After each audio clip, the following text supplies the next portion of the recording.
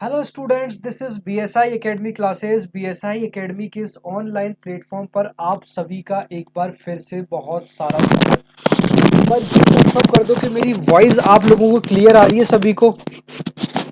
चलो, very nice very nice very nice. चलो, तो आज का जो हमारे लिए टॉपिक होने वाला है वो होने वाला है professional education regulatory bodies in India. Most important topic है। हम पूरे जितने भी educational regulatory bodies in India है उनको सबको कवर करेंगे, ठीक है।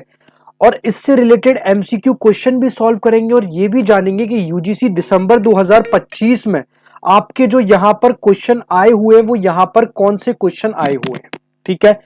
बहुत मजा आने वाला है। और एक और चीज आपको जानकारी के लिए बता दूं, अगर आप लोग यहां पर यूजीसी नेट के लिए, सेट के लिए, एनवीएस, केवीएस या फिर ईएमआरएस जैसे एग्जाम्स की प्रिपरेशन कर रहे हैं तो डेफिनेटली आप लोगों के लिए ये वीडियो बहुत ज्यादा इंपॉर्टेंट होने वाला है। तो विदाउट टाइम वेस्ट किए हम डिस्कस करते हैं और बहुत ही इंपॉर्टेंट टॉपिक है, ठीक है। तो सबसे पहले हम देखते हैं कि हमारे यहां पर जो है अभी यूजीसी नेट हाल ही में जो क्वेश्चन पूछा गया है वो क्वेश्चन आप लोगों से लिए क्या पूछा गया है, ठीक है। तो यहां पर भारत में रेगुलेटरी बॉडीज इन इंडिया से क्वेश्चन ये आया हुआ है कि identify the organisation bodies which regulate professional education in the country, यानी कि उन संगठनों संस्थाओं की पहचान करें जो देश में प्रोफेशनल शिक्षा को रेगुलेट करने का काम करती है, ठीक है। अब इसके ऑप्शन हम देख लेते हैं। पहला जो ऑप्शन है वो है Indian council for agriculture research, भारतीय कृषि अनुसंधान परिषद, ठीक है। दूसरा जो ऑप्शन है दोस्तों वो है council for scientific and industrial research, यानी कि वैज्ञानिक और औद्योगिक अनुसंधान परिषद, ठीक है।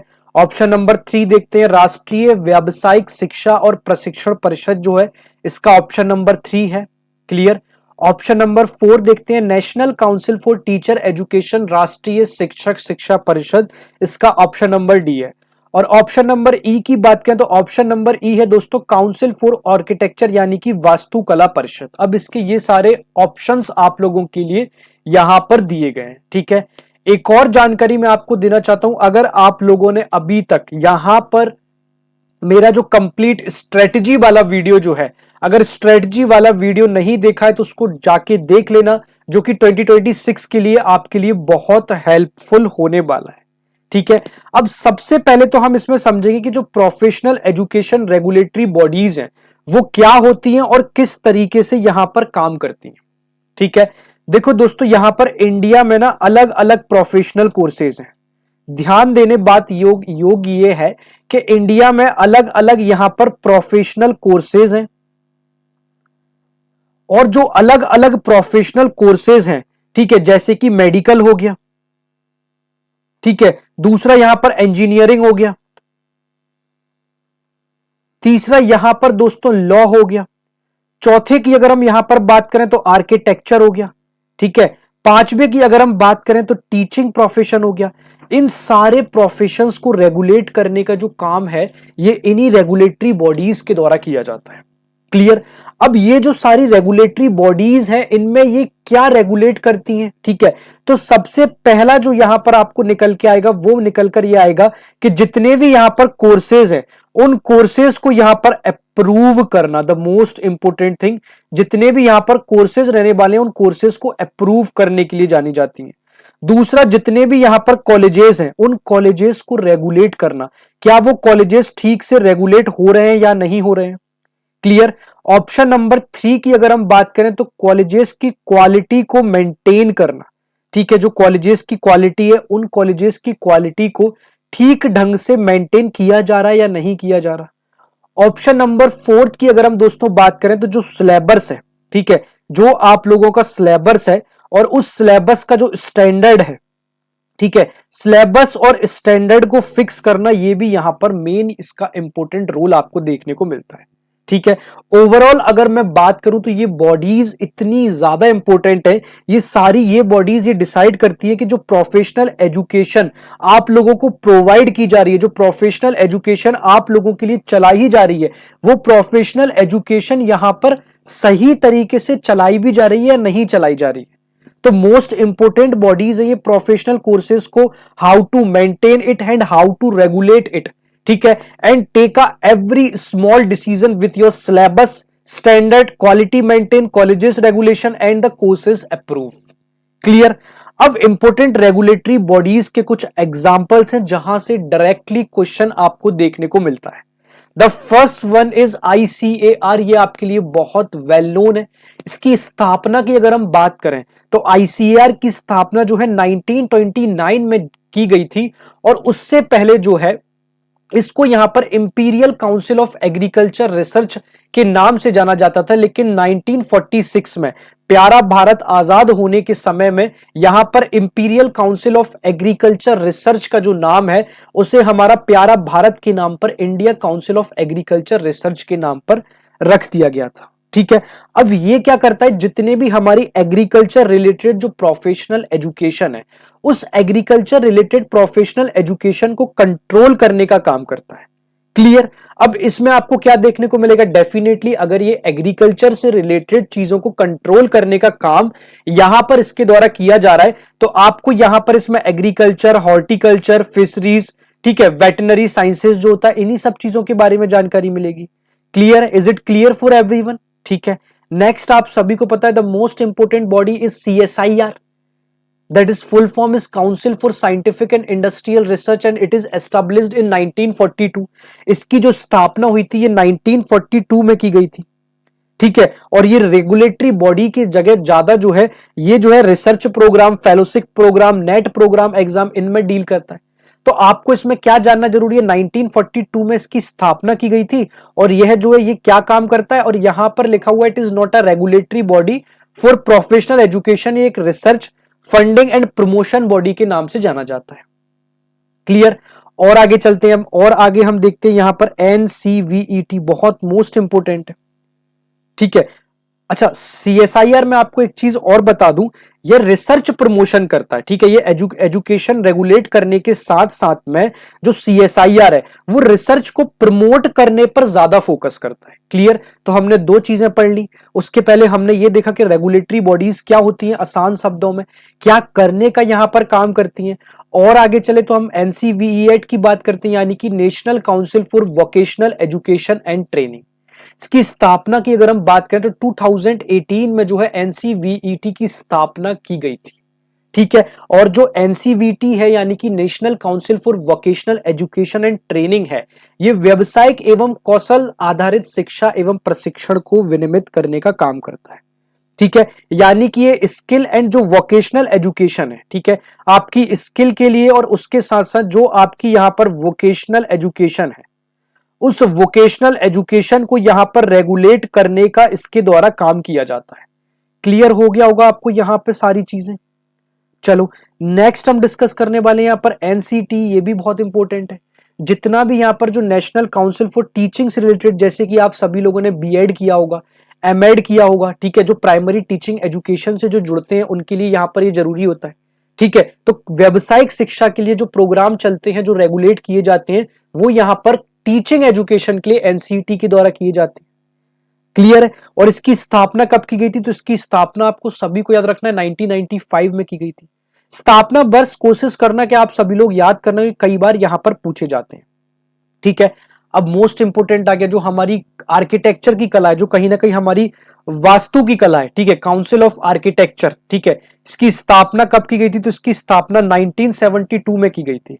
और ये जो आर्किटेक्चर एजुकेशन है, जैसे कि B आर्किटेक्चर, M आर्क हो गया, आर्किटेक्चर प्रोफेशन से रिलेटेड यहां पर जितनी भी चीजें हैं उसका रेगुलेशन करने का काम जो है वो काउंसिल ऑफ आर्किटेक्चर के द्वारा यहां पर किया जाता है। क्लियर। और आगे चलें, अब यहां पर professional education regulatory bodies in India और हम देखेंगे। ठीक है, अब यहां पर जो है हमारा यहां पर आ जाता है एग्रीकल्चर एंड एलाइड फील्ड से संबंधित, ये तो हम देख ही चुके हैं, भारतीय कृषि अनुसंधान परिषद। अब आगे जो है आगे हमें medical and health regulatory bodies देखने को मिलती हैं। ठीक है, NMC आपने कोविड के टाइम पर बहुत ज्यादा नाम सुना होगा कि national medical commission, most important है, इसकी स्थापना यहां पर 2020 में की गई थी। और इसने जो है यहां पर मेडिकल काउंसिल ऑफ इंडिया जो 1934 में मेडिकल एजुकेशन के लिए स्पेशली जाना जाता था, उसके स्थान पर इसका नाम एनएमसी रख दिया गया है। और इसकी स्थापना तो 1934 में की गई थी, लेकिन कोविड के टाइम से इसको एनएमसी के नाम से जाना जाने लगा और इसको चिकित्सा शिक्षा, एजुकेशन, इंफॉर्मेशन प्रोवाइड, जैसे कि एमबीबीएस हो गया, एमडी हो गया, ये सारी चीजों के लिए यहां पर जाना जाता है। क्लियर। और आगे चलते हैं, नेक्स्ट है हमारा यहां पर डीसीआई यानी कि डेंटल काउंसिल ऑफ इंडिया। बहुत ज्यादा इंपॉर्टेंट तो नहीं है, लेकिन हाँ याद रखने की जरूरत है कि 1948 में इसकी स्थापना की गई थी। और आगे चलें दोस्तों, और है यहाँ पर फार्मेसी काउंसिल ऑफ इंडिया। इसकी स्थापना यहाँ पर 1949 में की गई थी। और ये फार्मेसी एजुकेशन, जो हमारा फार्मा वाला डिपार्टमेंट होता है, यानी कि मेडिकल से संबंधित जो चीजें होती हैं, उनके लिए यहां पर ये जानी जाती है। तो ये जो है दंत चिकित्सा शिक्षा, बीडीएस, इन सब चीजों में यहां पर डील करता है। नेक्स्ट है दोस्तों हमारा यहाँ पर भारतीय फार्मेसी परिषद, जो हमारा डी फार्म, बी फार्म, जो नर्सिंग वाला डिपार्टमेंट होता है, उसके लिए ये जाना जाता है। क्लियर। और उसके बाद हम देखते हैं इंडियन नर्सिंग काउंसिल। इसकी स्थापना दोस्तों हमारे प्यारे भारत के आजाद होने के साथ हुई थी, 1947 में की गई थी। और जितनी भी हमारी नर्सिंग शिक्षा है, वो नर्सिंग शिक्षा प्रोवाइड करने का जो काम किया जाता है, वो इसी के द्वारा किया जाता है। क्लियर। और आगे चलते हैं दोस्तों, नेक्स्ट है हमारा रिहेबिलिटेशन काउंसिल ऑफ इंडिया। ठीक है, मोस्ट इंपोर्टेंट है रिहेबिलिटेशन काउंसिल ऑफ इंडिया। अगर हम इसकी स्थापना की बात करें तो 1986 में रिहेबिलिटेशन काउंसिल ऑफ इंडिया की स्थापना की गई थी। ठीक है, ये रेगुलेट करता है यहां पर रिहेबिलिटेशन से संबंधित, स्पेशल एजुकेशन से संबंधित, डिसेबिलिटी रिलेटेड प्रोफेशनल से संबंधित, ये सारी चीजें आपको प्रोवाइड की जाती है। क्लियर है। और आगे दोस्तों हम चलते हैं, national commission for Indian system of medicine. जितनी भी हमारी जो इंडियन मेडिसिन है, जैसे कि आयुर्वेद हो गया, यूनानी हो गया, सिद्ध हो गया, ठीक है, शोग्रिपा हो गया, ये सारी की सारी जो है national commission for Indian system of medicine के अंतर्गत रेगुलेट किया जाता है। ठीक है। और आगे चलते हैं, देखते हैं हम नेशनल कमीशन फॉर होम्योपैथी। ठीक है, 2020 में इसकी स्थापना की गई थी और जितना भी हमारा होम्योपैथी रिलेटेड काम है, वो इसी के द्वारा यहां पर किया जाता है। ठीक है। अब लॉ एंड गवर्नेंस में हम देख लेते हैं कि bar council of India, BCI, इसकी स्थापना की अगर हम बात करें तो 1961 में इसकी स्थापना यहां पर की गई थी। क्लियर है। अब ये क्या करता है, ये law, education plus legal profession regulate करने के लिए बार काउंसिल ऑफ इंडिया यहां पर जाना जाता है।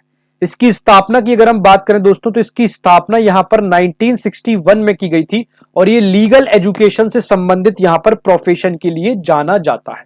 और मोस्ट इंपोर्टेंट है, बहुत ज्यादा तो ध्यान रखने वाली बात है। ठीक है। और आगे चलते हैं, टीचर्स एंड एजुकेशन, तो national council for teacher education, NCTE, इसकी स्थापना दोस्तों 1995 में की गई थी और ये टीचर ट्रेनिंग जो बीएड और एमएड है, उनके लिए यहां पर ये जाना जाता है। क्लियर है। चलो और आगे चलते हैं, अब हम डिस्कस करते हैं engineering, architecture and technical education. दो और हमारे रहे काउंसिल ऑफ आर्किटेक्चर, जो बीआर्क और एमआर्क है, हमने पहले भी यहां पर डिस्कस कर लिया है। अब जो है यहां पर all council for technical education, AICT की बात की जा रही है। जो भी हमारे टेक्निकल कोर्सेज हैं, इंजीनियरिंग से रिलेटेड हो गए या और सारे जो इंजीनियरिंग हो गए, मैनेजमेंट, होटल हो गए, मैनेजमेंट से संबंधित कोर्सेज भी जो है वो एआईसीटी के द्वारा रेगुलेट एंड कंट्रोल यहां पर किए जाते हैं। क्लियर है। यहां तक आप सभी को बहुत अच्छे से क्लियर हो गया होगा। सारे हमने जितने भी रेगुलेटरी बॉडीज हैं उनको यहां पर सिंगल सिंगल और डिफरेंशिएट करते हुए भी देख लिया। ठीक है, हमने यहां पर लॉ फील्ड से संबंधित, मेडिकल फील्ड से संबंधित, आर्किटेक्चर फील्ड से संबंधित, टीचिंग फील्ड से संबंधित, नर्सिंग फील्ड से संबंधित जितने भी विभिन्न क्षेत्र हैं, उन सभी के बारे में हमने यहां पर बहुत अच्छे से डिस्कस कर लिया है। ठीक है।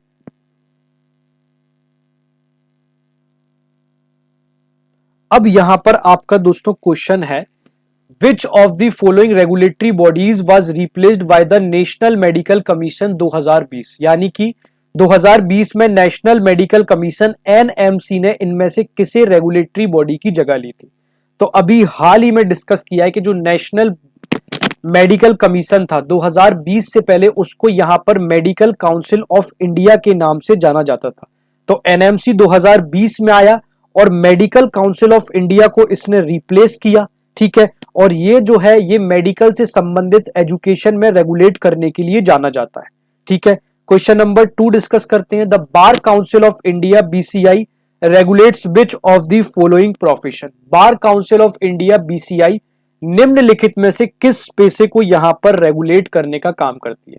तो हमने इस क्वेश्चन को भी बहुत अच्छे से डिस्कस किया है कि जो बार काउंसिल ऑफ इंडिया है यहां पर लीगल एजुकेशन एंड प्रैक्टिस के लिए जानी जाती है, और bar council of India most important ये लॉ कॉलेजेस को तो रेगुलेट करने का काम करती ही करती है, ठीक है। उसके साथ साथ ये लॉ कॉलेजेस के साथ साथ ये लॉयर्स को भी रेगुलेट करने का यहां पर बार काउंसिल ऑफ इंडिया के द्वारा काम किया जाता है। क्लियर है। अब नेक्स्ट क्वेश्चन हम डिस्कस करने वाले हैं कि the all India council for technical education AICTE became a statutory body in. All India council for technical education AICTE एक वैधानिक निकाय यहां पर कब बना। तो दोस्तों जो AICTE था जिसे हमने देखा ये इंजीनियरिंग रिलेटेड, मैनेजमेंट रिलेटेड इन चीजों के एजुकेशन से रेगुलेट करने के लिए जाना जाता है। तो इसकी स्थापना तो दोस्तों 1945 में हुई थी, ठीक है। अगर हम इसकी स्थापना की बात करें, एस्टेब्लिश की बात करें, तो इसकी स्थापना तो दोस्तों 1945 में की गई थी, लेकिन ये 1987 में स्टैट्यूटरी बॉडी बना था। क्लियर। कब बना था? तो ये 1987 में स्टैट्यूटरी बॉडी यहां पर बना था, ठीक है। क्वेश्चन नंबर 4 डिस्कस करेंगे। Which of the following council regulates veterinary education in India. निम्नलिखित में से कौन सी परिषद भारत में पशु चिकित्सा शिक्षा को रेगुलेट करने का यहां पर काम करती है, ठीक है। तो ICAR Indian council of agriculture जो रिसर्च है यहां पर एग्रीकल्चर, ठीक है, एग्रीकल्चर के साथ साथ यहां पर वेटनरी एजुकेशन, इन दोनों को रेगुलेट करने का अगर किसी के द्वारा काम किया जाता है तो वो यहां पर इसके द्वारा यहां पर किया जाता है। तो ICAR जो है इसका दोस्तों करेक्ट आंसर होगा, ठीक है। क्वेश्चन नंबर 5 और नेक्स्ट क्वेश्चन हम देखते हैं कि काउंसिल ऑफ आर्किटेक्चर COA की स्थापना किस वर्ष की गई थी। तो 1972 में यहां पर काउंसिल ऑफ आर्किटेक्चर की स्थापना की गई थी। तो ये होती है, हमने जाना professional regulatory bodies in India. ये क्या काम करती हैं? कोर्सेज को अप्रूव करना, कॉलेजेस को रेगुलेट करना, वहां पर जो प्रोफेशनल एजुकेशन है उनके ऊपर यहाँ पर रिसर्च ठीक ढंग से की जा रही है या नहीं की जा रही है, उनका रेगुलेशन यहाँ पर ठीक ढंग से किया जा रहा है या क्या नहीं किया जा रहा, क्या फ्यूचर में ये चीज हेल्पफुल है, ये सारी चीजें इनके द्वारा देखी जाती है, ठीक है। अब यहां पर हम देख रहे हैं कि identify the organisation bodies which regulate professional education in country, ठीक है। Indian council for agriculture research, ठीक है। तीसरा यहां पर national council for teaching education, council of architecture, national council for vocational educational and training and council for scientific and industrial research. अभी हाल ही में मैंने आप लोगों को बताया था कि जो CSIR है, council for scientific and industrial research जो है यहां पर ये रेगुलेटरी बॉडीज नहीं है, ये रिसर्च करने में ज्यादा हेल्पफुल करता है, ठीक है। ये किस चीज में हेल्पफुल करता है? तो ये रिसर्च एप्लीकेशन के लिए यहां पर ज्यादा जाना जाता है। तो जो इसका करेक्ट आंसर है दोस्तों वो है यहां पर ACDE, ठीक है। ये जितने भी यहां पर चाहे वो Indian council for agriculture research हो या फिर NCET जिसके बारे में हमने जाना कि वोकेशनल एजुकेशन, स्किल एजुकेशन को यहां पर अप स्किल करना, या फिर national council for teacher education हो, या फिर दोस्तों यहां पर काउंसिल ऑफ आर्किटेक्चर, ये सारी की सारी चीजों के लिए यहां पर जाना जाता है जो रेगुलेटरी बॉडीज इन इंडिया है। तो इसका जो करेक्ट आंसर होगा दोस्तों वो होगा ACDE ओनली, यानी कि ऑप्शन नंबर A। तो आज की क्लास को हम यहीं बाइंड अप करेंगे। छोटी सी चीज में हमने आसान शब्दों में कौन कौन से प्रोफेशनल एजुकेशन बॉडीज हैं और वो रेगुलेटरी बॉडीज क्या काम करती हैं, किस तरीके से काम करती हैं, वो सारी चीजें हमने यहाँ पर कॉलेज प्रोफेशन या रेगुलेटरी बॉडीज के बारे में जान लिया। मोस्ट इंपोर्टेंट टॉपिक है, UGC दिसंबर 2025 में भी इसके ऊपर क्वेश्चन पूछा गया, और डेफिनेटली मैं आपको बोल सकता हूं कि आगे भी आपको यहां से क्वेश्चन देखने को मिलेंगे। तो आज की क्लास को यहीं बाइंड अप करते हैं। तब तक के लिए bye bye, take care, thank you everyone. और एक चीज बता दूं, अगर आप 2026 को लेके तनिक भी सीरियस हैं, जरा भी सीरियस हैं, तो BSI एकेडमी के द्वारा आप लोगों के लिए यहाँ पर सफल रणनीति के साथ साथ यहाँ पर कोर्सेज चलाए जा रहे हैं, ठीक है। चाहे वो यहाँ पर मोस्ट इंपोर्टेंट आपको चीज बता दूं, यहाँ पर UGC नेट के लिए या फिर आप JRF के लिए, ठीक है। उसके साथ साथ अगर आप यहाँ पर KVS, DSSB, NVS इन एग्जाम्स के Tier 2 के लिए भी तैयारी कर रहे हैं तो आप कोर्सेज से जुड़ सकते हैं। और आप सभी को पता है यहाँ पर राजस्थान में जो है स्टाफिंग पैटर्न जो है आपको बहुत जल्दी सुनने को मिल सकता है। तो डेफिनेटली जब स्टाफिंग पैटर्न आप लोगों के लिए आ जाएगा तो यहाँ पर जो है आपको मैं बता दूं यहाँ पर लाइब्रेरी में आपको सुनहरा मौका और बहुत सारी वैकेंसी देखने को मिलने वाली।